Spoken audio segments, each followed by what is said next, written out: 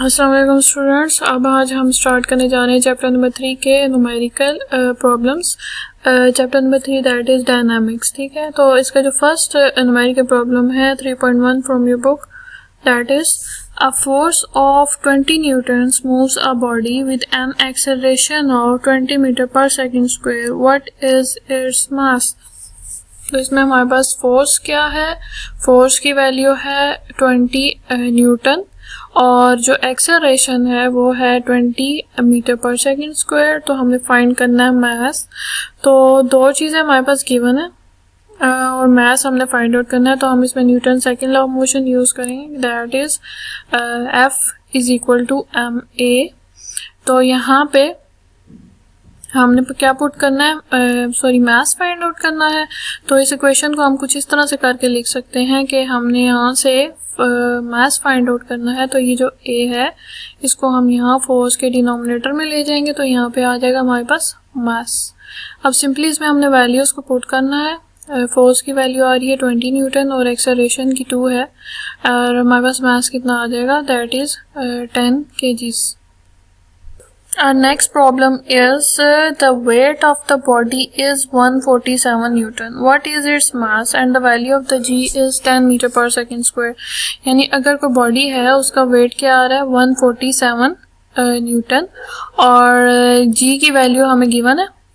तो हमने फाइंड क्या करना है, मास फाइंड आउट करना है। यानी वेट इज़ गिवन, जी की वैल्यू हमें ऑलरेडी पता होती है तो हम उसका मास इजीली फाइंड आउट कर सकते हैं। तो हमारे पास जो मास है वो हमने फाइंड करना है। ठीक है, तो हमारे पास जो वेट का फार्मूला है वो क्या है, W is equal to mg। हम वेट के लिए क्या फार्मूला यूज़ करते हैं, W is equal to mg। यहाँ पे हम सिंपल जो हमने अभी हमें वेट की वैल्यू क्या गिवन थी दैट इज़ 147 न्यूटन। तो यहाँ पे हम वेट की वैल्यू को पुट करेंगे और जी की वैल्यू को पुट करेंगे। पहले हम इस इक्वेशन में से मास को फाइंड कर लेते हैं। तो मास जो सा है, मास को कैसे करेंगे कि ये जो जी की वैल्यू है यहाँ इसके डिनोमिनेटर में आ जाएगी इक्वेशन को सिंप्लीफाई करके। तो m is equal by to W by ji.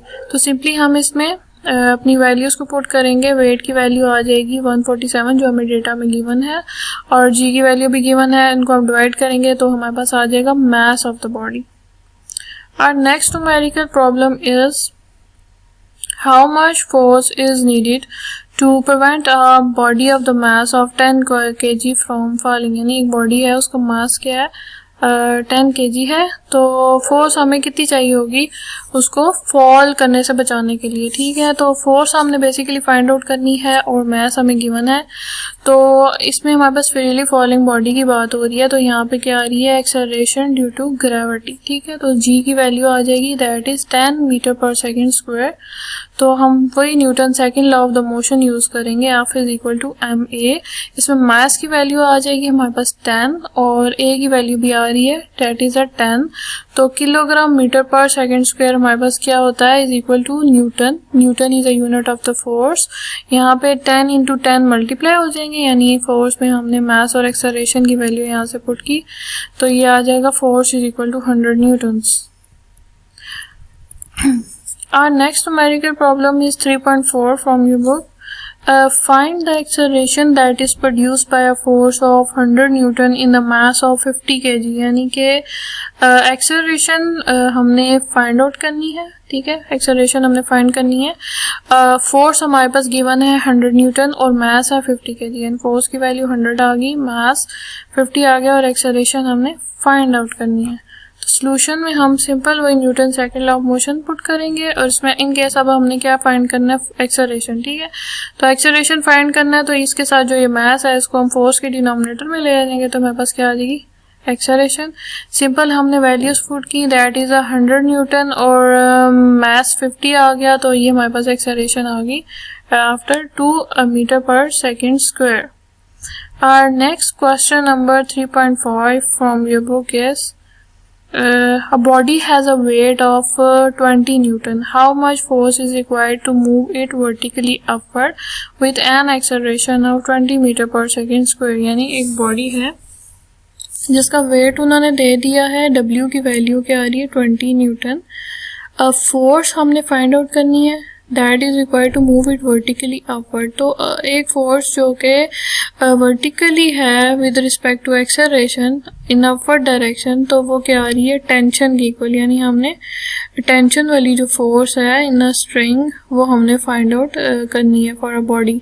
Acceleration की वैल्यू हमें गिवन की है, that is 2 metre per second square. तो यहाँ पे हमने नेट फोर्स फाइंड आउट कर लेनी है। इन केस हम क्या करेंगे, नेट फोर्स के लिए टी माइनस डब्ल्यू, यानी कि जो टेंशन है उसमें से वेट को माइनस कर देंगे, ठीक है। They mean the tension is greater. अब नेट फोर्स हमारे पास क्या आ रही है, एम ए, ठीक है। नेट फोर्स में हम यहाँ पे newton second law of motion में फोर्स की वैल्यू, फोर्स किसके इक्वल होती है, net force is equal to M A. तो हम इसको एम ए से अगर रिप्लेस करें, यहाँ पे हम ड्राइव कर लेते हैं वेट को। वेट हमारे पास क्या आ रहा है, it is attach to the string and upward from the ground, और एक्सेलरेशन भी गिवन है। तो यहाँ पे वेट की जो फार्मूला है वो क्या आ रहा है हमारे पास, दैट इज एम जी। तो वेट को हम रिप्लेस कर देंगे डब्ल्यू को एम जी से। अब यहाँ पे जो हमारा एम ए है, हमने फाइंड क्या करना था, टेंशन, ठीक है। तो ये जो माइनस एम जी है, ये इस इक्वेशन के साइड पे आके प्लस एम जी हो जाएगा। M A plus M G is equal to T, ठीक है। अब मैथ्स हम कॉमन ले सकते हैं यहाँ से, ठीक है। मैथ्स को कॉमन ले लिया, हमारे पास आ गया a plus g is equal to t. तो ये आ गई हमारे पास इक्वेशन नंबर 1। अब इसमें हम वैल्यू पुट करेंगे। अब जो हमारे पास है, दैट इज हमारे पास वेट किसके इक्वल होता है, एम जी के इक्वल। तो यहाँ से हम क्या निकाल सकते हैं, मास। अब वेट तो हमें गिवन था लेकिन मास गिवन नहीं है। मास हम फाइंड आउट कर सकते हैं through our formula, that is W is equal to M G. तो इसमें से हम मास यानी स्मॉल m की वैल्यू निकाल सकते हैं।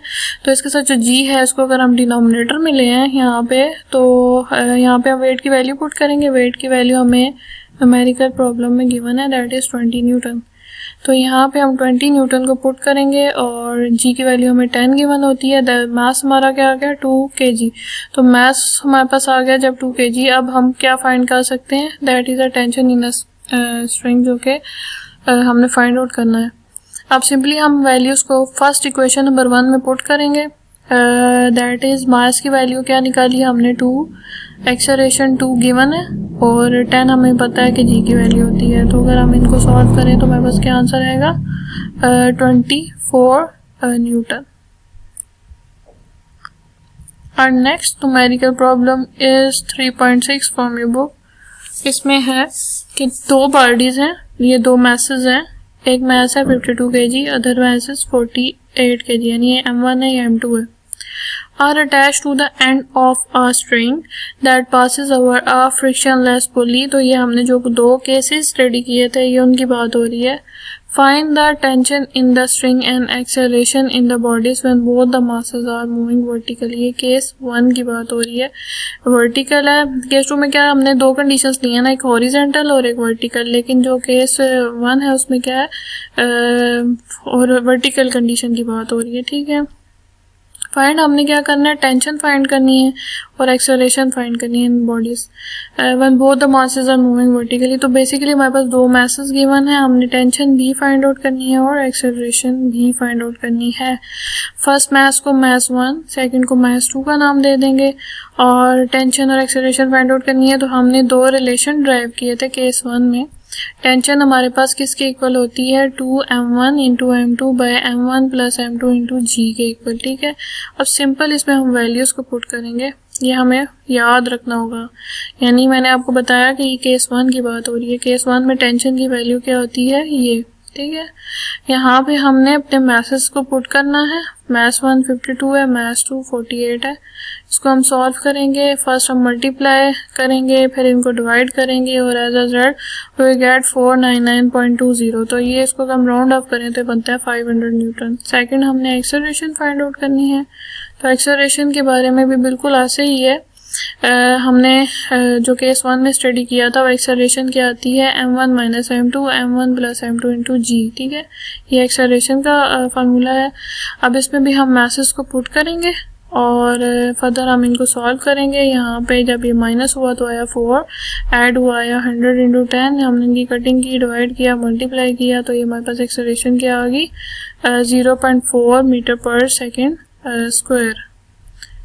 Next numerical problem 3.7 from your book is two masses 26 kg and 24 kgs are attached to the ends of the string which passes over a frictionless pulley.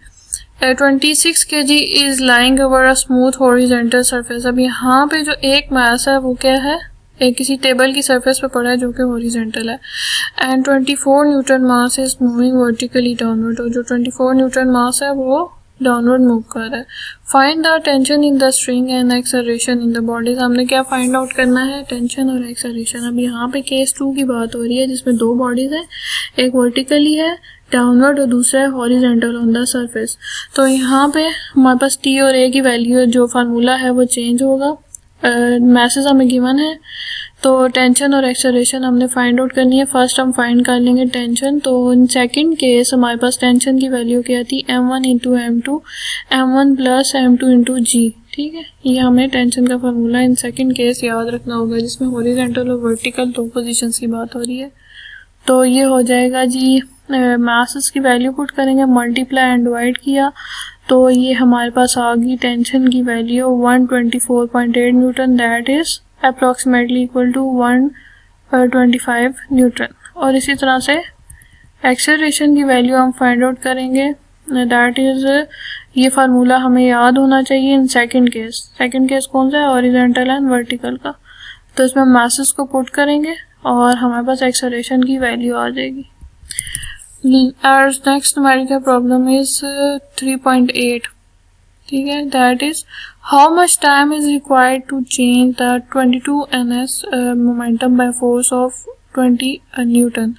तो यहाँ पे चेंज इन मोमेंटम की बात हो रही है जो कि है 22 नैनो सेकेंड्स में ये है हमारे पास और न्यूटन सेकेंड्स में है और फोर्स कितनी है 20 न्यूटन. ठीक है, यानी चेंज इन मोमेंटम 22 ns है और जो हमारे पास फोर्स है वो 20 न्यूटन आ जाएगी. चेंज इन मोमेंटम क्या होता है, final momentum minus initial momentum. ठीक है, फोर्स आ रही है जी 20 न्यूटन और हमने क्या फाइंड करना है, टाइम, हाउ मच टाइम. ठीक है, फाइंड क्या करना है, time, that is small T. तो हमने फोर्स और मोमेंटम का रिलेशन पढ़ा था, that force is equal F is equal to P F minus P I divided by T. ठीक है, ये हमारे पास फार्मूला यूज होगा. इसमें हमने change in momentum by force time हमने फाइंड आउट करना है. ठीक है, तो हम टाइम को इधर ले जाते हैं और फोर्स को इधर ले आते हैं. तो ये हमारे पास आ गई टाइम की इक्वेशन. अब इसमें सिंपल चेंज इन मोमेंटम की वैल्यू जो कि हमें गिवन है वो है 22 न्यूटन, ये हम पुट करेंगे और फोर्स की वैल्यू हमें 20 न्यूटन गिवन है और हमने इनको डिवाइड किया तो टाइम क्या आ जाएगा 1.1 सेकेंड्स. ठीक है, Our next one is numerical problem that is 3.9 from your book. इसमें है, ये फ्रिक्शन से रिलेटेड है. इसमें है how much is the force of the friction between a wooden block of the mass of the 5 kg and the horizontal marble floor. The coefficient of the friction between the wood and the marble is 0.6. यानी कि coefficient of the friction हमने क्या पढ़ा था, जो होता है mu, वो है 0.6 और mass जो है यानी स्मॉल m की वैल्यू वो है 5 kg और फोर्स ऑफ फ्रिक्शन क्या होता है fs. तो fs हमने फाइंड आउट करना है. ठीक है, तो इसमें जो हमारे पास फार्मूला यूज हो रहा है वो यूज होगा Fs is equal by to mu R. ये हमने फ्रिक्शनल फोर्स के बारे में पढ़ा था कि इसका मास किसके इक्वल होता है, is equal to mu R.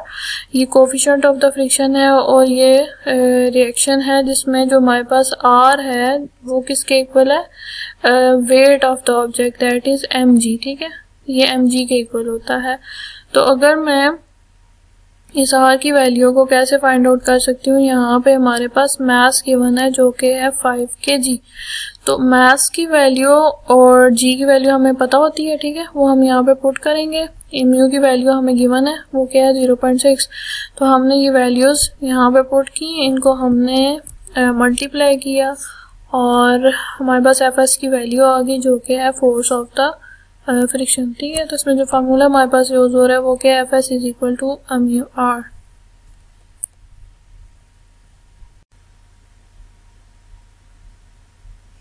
And next numerical problem 3.10 from your book is how much centimeter force is needed to make a body of the mass of 0.5 kg to move in a circle of radius of 50 centimeter with a speed of 3 meter per second. यानी कि एक body जो है वो 1 centimetre force के साथ circular path में move कर रही है, तो हमने क्या फाइंड आउट करना है, उसकी सेंटीमीटर फोर्स फाइंड आउट करनी है, ठीक है। यानी एफ सी की वैल्यू हमने फाइंड करनी है।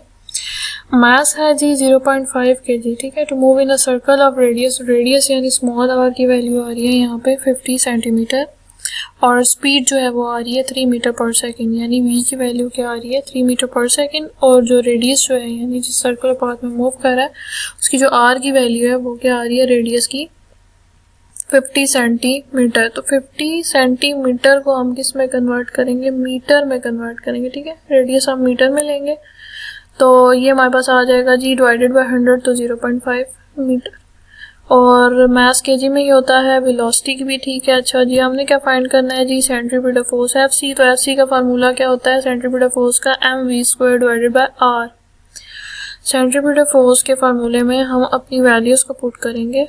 एम की जगह आ जाएगा मास दैट इज 0.5, ठीक है, फ्रॉम आर डेटा। वी का स्क्वायर, वी की वैल्यू क्या है 3 मीटर पर सेकेंड, ठीक है, 3 का स्क्वायर। आर की वैल्यू है जी 0.5 मीटर, हमने पुट किया। ये वाला जो 0.5 है 0.5 से कट जाएगा, 3 का स्क्वायर आ जाएगा 9, ठीक है। तो फोर्स सेंट्रीपिटल फोर्स हमारे पास क्या आ गई दैट इज 9 न्यूटन। तो इस तरह से हमने क्या फाइंड कर लिया, the centripetal force of the body that making the mass of the sum to move in a circle, ठीक है। सेंट्रीपिटल फोर्स क्या आ गई दैट इज 9 न्यूटन। तो 9 न्यूटन फोर्स जो है वो रिक्वायर्ड है for that body to move in a circle.